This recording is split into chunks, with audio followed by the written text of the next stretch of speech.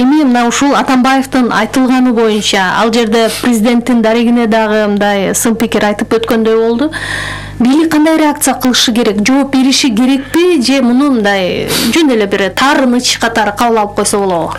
Эми жоопсуз калбаш керек. Себеби өтө чоң күнөөлөр коюлду. Ушуга биз басым жасашыбыз керек да, өзгөчө ТЭЦ боюнча. Бул өтө чоң күнөө. Кагаздарды көрсөтүлүп атат. Жээнбековдун кабинет министри өкмөтү ушул тендерди уюштурган жана ишке ашырган деген артында бул өтө чоң күнөөлөр турат. Бирок албетте дагы бир жолу мен айтам, эки нерседен мен корком.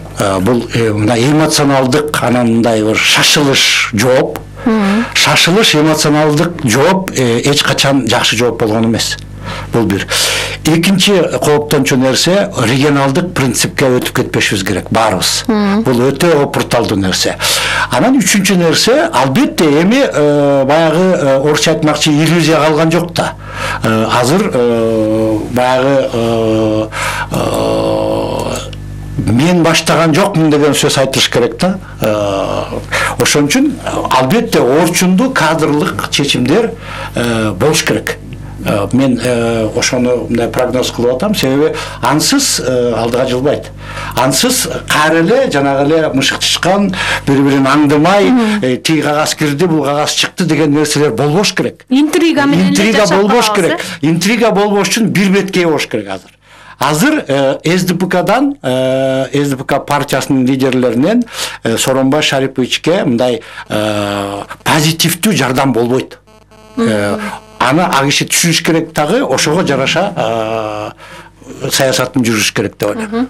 Бул жооп бериш керекпи, жооп бербеш керекпи деген маселе бул эң туура маселе. Бул жерде коомчулук күтүп аткан маселе. Бул жөн эле бир мурунку президенттин суроосуна жооп берген жооп эмес. Бул жерде бир аябай негизделген жооп болуш керек. Себеби дегенде мындай да.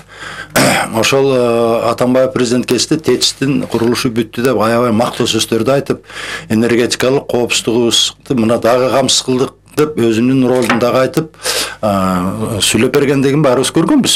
Анан азыркы айыптоолор боюнча бул абдан текшерилген, иштиктүү жакшынакай жооп берилиш керек да. Коомчулук муну көптөн бери эле күтүп атат бул маселе боюнча. Бул жоопсуз калбаш керек.